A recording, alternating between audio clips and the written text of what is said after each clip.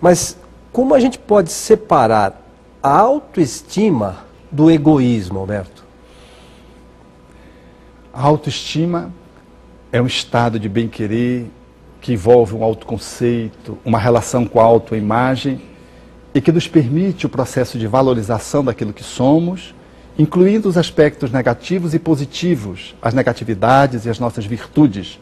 Aquele que se autoaceita nessa perspectiva e se bem quer, ele tem uma boa autoestima. O egoísmo é um movimento inadequado de cegueira na qual o ego faz de si o centro do mundo em detrimento dos outros e, portanto, é uma relação social com o outro ou com os outros que não está ecológica do ponto de vista dessa ecologia relacional humana. Ela é desproporcional, porque o egoísta é como se fosse um faminto, ele só olha para si. É como se fosse um ambicioso que só puxa para si. Daí deriva uma série de comportamentos que traduzem esse sentimento interno de carência, porque o egoísta é sempre um carente, mas ele atende a sua carência de uma forma inadequada. Então ele faz uma movimentação psicológica e emocional sempre centralizada em si próprio, em detrimento do outro, em prejuízo do outro. E todas as vezes que eu leso o outro, eu leso a mim mesmo. A autoestima é bom para mim e é bom para o outro. Eu, para me valorizar, não preciso tirar de ninguém. Eu, para me bem-querer, não preciso mal-querer alguém. Eu, para estar bem comigo, não preciso estar acima do outro. Porque a minha relação com o outro é uma relação que se estabelece na perspectiva da amorosidade que a autoestima embute. Então, não há de modo algum esse relacionamento ofensivo ao outro. Ao contrário, há um cuidado com o outro, porque eu tenho cuidado comigo. Da mesma forma que eu me bem quero, tendo alguns comportamentos que ainda eu não consegui transformar, eu aceito o comportamento do outro que é inadequado. Se eu sou, por exemplo, ainda uma agressividade que eu não consigo dominar, eu sei que tenho, me bem quero, gosto de mim, aceito essa minha agressividade para que eu possa transformá-la, eu também aceito o comportamento, por exemplo, do outro que se manifesta como um medo, como um ciúme. Eu sei que também ele tem dificuldades como eu tenho. O meu bem-querer não impede, por exemplo, que eu bem-queira o outro, ainda que o outro tenha dificuldades. Então, autoestima é auto-amor. Egoísmo é uma distorção da relação do ser com ele próprio. É uma alteração dessa relação na amorosidade consigo mesmo. Eu sempre tiro para mim em detrimento do outro. Em casa eu como alimento, não sei se o outro já chegou para comer ou se vai chegar. Eu não reparto. Eu olho-me sempre em primeiro lugar, em segundo, em terceiro. Em quarto, se sobrar, ficar para o outro. Socialmente, eu avanço, furo a fila.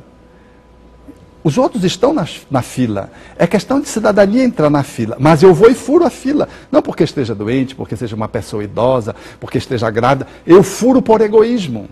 E nessa perspectiva, nos vários grupos sociais, eu vou usurpando o direito de cidadania, o direito dos outros, achando que eu estou levando vantagem, manifestando-me como se fosse uma pessoa astuta. O outro me devolve um troco que está inadequado, eu levo o troco, numa postura lesiva com aquele funcionário de um banco, de um supermercado, que depois vai ter que pagar. Mas mesmo que ele não tivesse que pagar, esse dinheiro não é meu. Mas essa postura egóica, egocêntrica, ela faz que, centrado dentro de mim, eu faço essa movimentação sempre em meu favor e em prejuízo do outro. Quando, na verdade, eu nunca conseguirei viver bem se eu pensar só em mim, ou sobretudo em mim.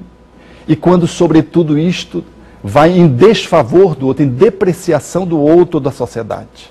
E nós falamos num programa anterior sobre a ansiedade, e essas pessoas que agem dessa forma estão sempre ansiosas, querendo correr, levar vantagem aqui e ali. É complicado, né? Acabam gerando um transtorno para si próprias, né, Alberto? Com certeza, porque o egoísmo, ele determina uma insegurança e uma instabilidade.